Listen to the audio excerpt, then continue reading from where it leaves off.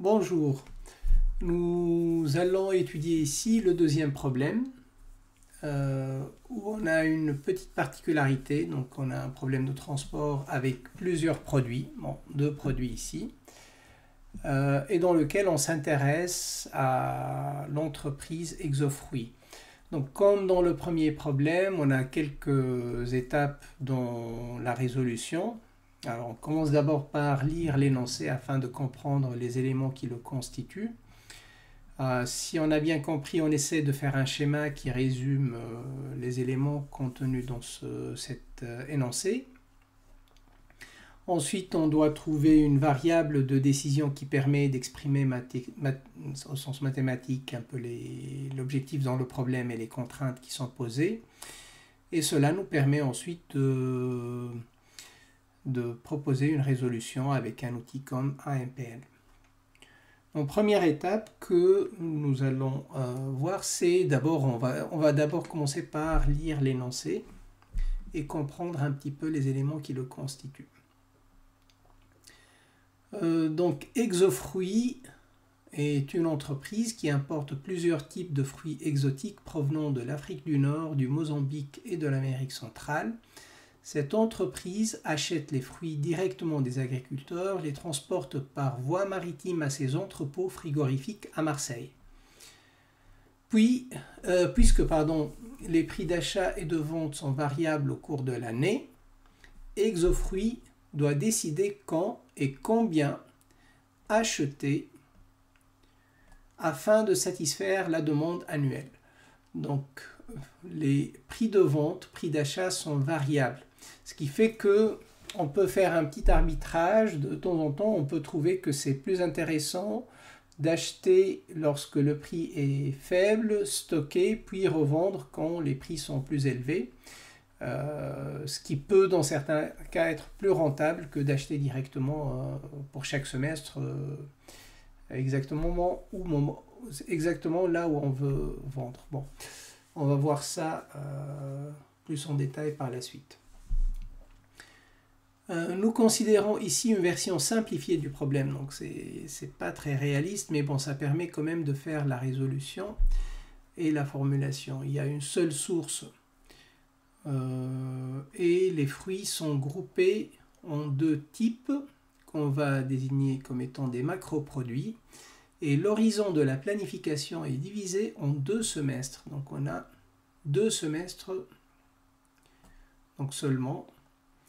On va désigner par D, O et P respectivement les demandes et les quantités disponibles et les prix, avec les indices K et T qui désignent respectivement le produit et le semestre.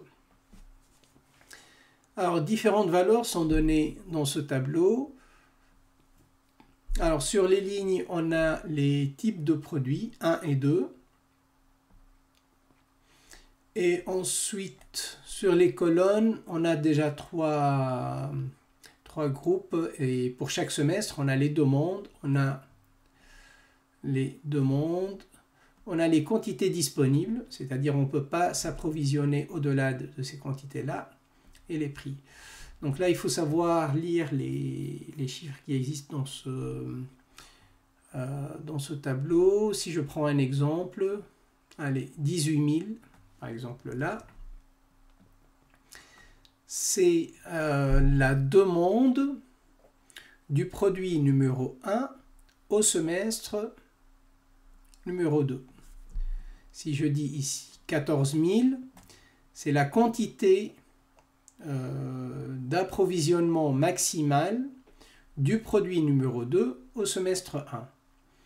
Et si je prends un autre exemple ici, par exemple ça, c'est 600. Si je prends ce chiffre-là, 600, c'est le prix d'une unité, une tonne ici, voilà, donc c'est le prix d'une tonne du produit numéro 2 au niveau du semestre 1. Voilà. Ensuite, on a des coûts de transport qui s'élèvent à 100 €. Donc là, je reviens à la même couleur. Donc les coûts de transport à 100 € par tonne. Et par contre aussi en même temps on a des coûts de stockage qui s'élèvent aussi à 100 € par semestre et par tonne. Donc la quantité maximale qui peut être stockée, donc ici on a un stock maximum qui est de 8000 tonnes. On vous demande de schématiser ce problème, proposer une variable de décision, exprimer la fonction objectif donc, et les contraintes du problème, puis utiliser AMPL pour trouver une solution. Alors, on va essayer de représenter ce problème, sachant que globalement l'énoncé est relativement simple, on arrive plus ou moins rapidement à comprendre le contenu. Il y a un détail qui pose un problème particulier au niveau de la formulation, c'est l'existence de ces deux semestres. Et de cet arbitrage qu'il faut intégrer explicitement dans la formulation du problème. Et cet arbitrage consiste à saisir des opportunités de prix faibles afin de constituer des stocks qui nous permettent d'avoir une sorte de plus-value quand les prix du marché sont plus élevés.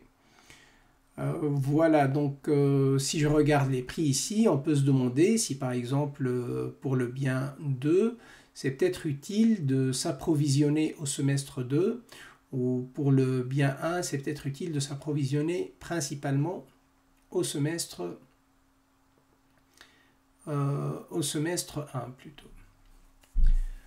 Voilà. Alors, pour la formulation, je vais donc revenir à un écran divisé en deux parties, avec une partie où je vais plutôt à droite pouvoir insérer des notes. Alors, la première chose peut-être à indiquer ici, c'est un peu la direction des flux, ou plutôt les trois étapes. Ici, on a d'abord la source. Pardon. Donc, on a la source, donc d'abord. Ensuite, on a le stock, ou l'entreposage. Et ensuite, on a le marché. Donc, les flux physiques passent d'abord par la source, puis le stock, puis le marché. On distingue entre deux biens. Il y a le bien ou la catégorie 1 et la catégorie 2. Alors, pour le stock, et c'est là peut-être le problème, c'est que si je fais un seul nœud ici, un stock 3, le problème c'est que je ne vois pas ici comment j'ai la possibilité de stocker entre deux semestres.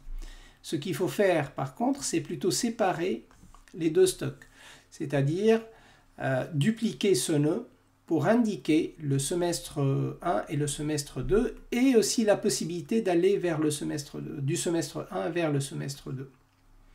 Donc là, ce que je vais faire, c'est plutôt quelque chose comme ça. Donc je vais insérer deux nœuds. Donc ça, c'est le semestre 1, et ça, c'est le semestre 2. Et un stock du semestre 1, un stock, c'est plutôt un flux physique qui va passer de 3 vers 4 ici.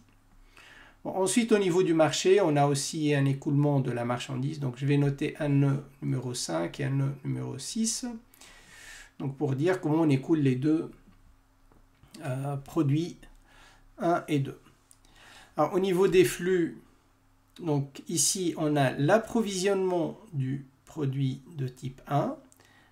Donc, au semestre 1, mais aussi on peut acheter le produit 1 au semestre 2. Donc, ça, c'est le premier flux. Donc, alors ensuite, le produit 1, on peut le revendre sur le marché à la fois au semestre 1, donc ça part à partir de 3, donc ça correspond au semestre 1, mais on peut aussi vendre au semestre 2. Alors, il manque un flux maintenant, toujours pour le produit numéro 1. Donc, il manque un flux, c'est la possibilité de stockage. Et la possibilité de stockage, c'est tout simplement ceci.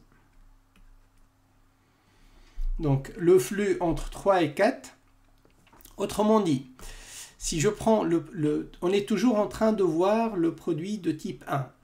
Donc on peut s'approvisionner au semestre 1, et quand on s'approvisionne du semestre 1, on peut utiliser cette marchandise pour la revendre donc, au semestre 1, mais on peut aussi la stocker pour pouvoir la vendre au semestre 2. Donc la quantité écoulée sur le marché au semestre 2, elle est soit un approvisionnement au semestre 2, soit plutôt une quantité qui provient du stock constitué à partir du semestre 1. Alors je vais changer de couleur pour indiquer maintenant les flux qui correspondent au produit 2. Et là, finalement, pour le produit 2, on peut faire de l'approvisionnement au semestre 1, on peut faire de l'approvisionnement au semestre 2. Et on peut vendre sur le marché au semestre 1, et on peut vendre au semestre 2, et de même, on peut constituer un flux, ici, un stock, c'est-à-dire quelque chose qui correspond à un approvisionnement au semestre 1, mais un écoulement sur le marché au semestre 2. Voilà pour le moment ce qu'on peut dire, et cela nous permet maintenant de constituer un peu tout ce dont on a besoin, ou presque. Donc on va vérifier si on arrive à formuler avec ça. Ici, comme on a un problème de transport, comme c'est généralement le cas, le plus naturel est de penser à une variable de type xij, donc xij, c'est-à-dire la quantité ou le flux, la quantité transportée de I vers J. Alors notez bien le côté un petit peu particulier de transporter, parce que c'est pas nécessairement transporter physiquement dans tous les cas, parce que ici les flux de 3 à 4 ne correspondent pas à véritablement un transport de marchandises, c'est juste un stock qui passe, c'est vraiment un transport sur une période de temps, c'est tout. Voilà. Donc, ici, en fait, je vais rajouter quelques flèches, puisqu'on a des flux qui vont dans des sens précis. Donc, on rajoute les flèches ici, parce qu'on se déplace dans ces sens-là.